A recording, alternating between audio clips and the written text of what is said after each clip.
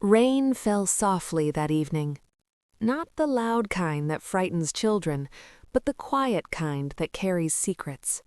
Inside a small house at the edge of the town, a young woman knelt on the cold floor, scrubbing a stain that refused to disappear. Her fingers were red. Her back ached. Still, she scrubbed. Her name was Anna. She had been married for only 6 months, yet her smile had already grown tired. "Anna," a sharp voice cut through the room. "Are you deaf? Why is my cup still dirty?" Anna looked up quickly. "I am sorry, Ma. I will wash it again." The woman standing over her was Grace, her husband's mother, tall, proud, and always angry. Grace snatched the cup from Anna's hand and threw it into the sink. "Sorry does not clean a house," Grace said coldly. "Work does." Anna bowed her head and returned to scrubbing. She did not argue. She never did. Because in that house, silence was safer than truth. When Mark brought Anna home as his wife, he believed love was enough. He believed his mother would soften with time. He was wrong. At first, Grace smiled in front of her son. She welcomed Anna with sweet words and warm food. But the moment Mark left for work each morning, the house changed. Anna woke before sunrise. She cleaned until her arms shook. She cooked meals she was not allowed to eat.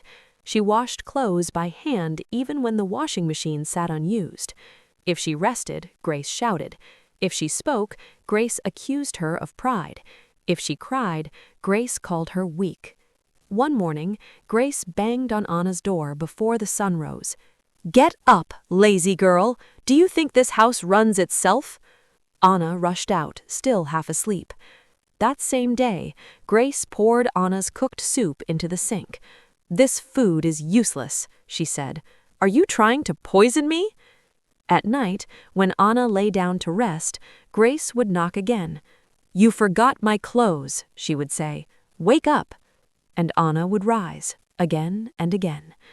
Mark never saw these things. When he came home, Grace would sigh loudly and say, "I am suffering in this house. Your wife does nothing." Mark would look at Anna with tired eyes and say, "Please try harder."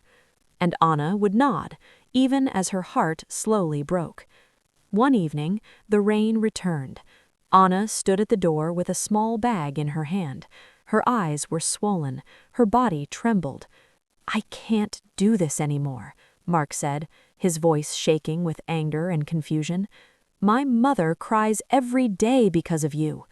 Anna fell to her knees. "I have done nothing wrong. Please believe me." Grace stepped forward. "Leave my house," she said. "I don't want to see your face again." The gate closed behind Anna with a heavy sound. She walked into the rain alone. Life moved on. Mark remarried after some time. The new woman's name was Lily. Lily smiled often. She spoke softly. She greeted Grace with respect whenever Mark was around. But Lily's kindness had 2 faces. When Mark left the house, Lily changed. "Stand up," Lily said one morning. "Sweep the yard." Grace laughed at first, thinking it was a joke. But Lily did not smile. "I said sweep," she repeated. Soon, Grace found herself doing the very things she once forced Anna to do: washing clothes, cleaning floors, standing for hours while Lily rested. If she complained, Lily shouted. If she delayed, Lily insulted her. When Mark returned, Lily became gentle again. "Oh, Mama, please rest," she would say sweetly. "You've worked too much." Grace wanted to speak, but shame sealed her mouth.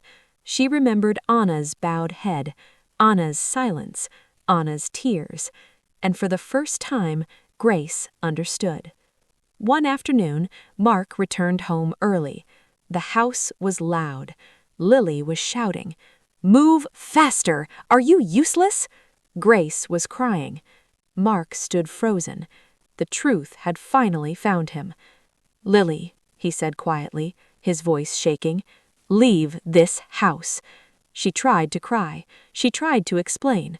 but the door closed behind her just as it once had for Anna. Grace sat on the floor and wept. I was wicked, and wickedness has paid me back. Anna was no longer the broken woman who walked into the rain. She worked now. She smiled again. Her eyes carried peace. When Grace and Mark found her, they knelt before her. I am sorry, Grace said. I broke you. Anna lifted her gently. I forgave you long ago, but I learned something too. She walked away, her steps calm and strong, and the house where kindness died was left with silence.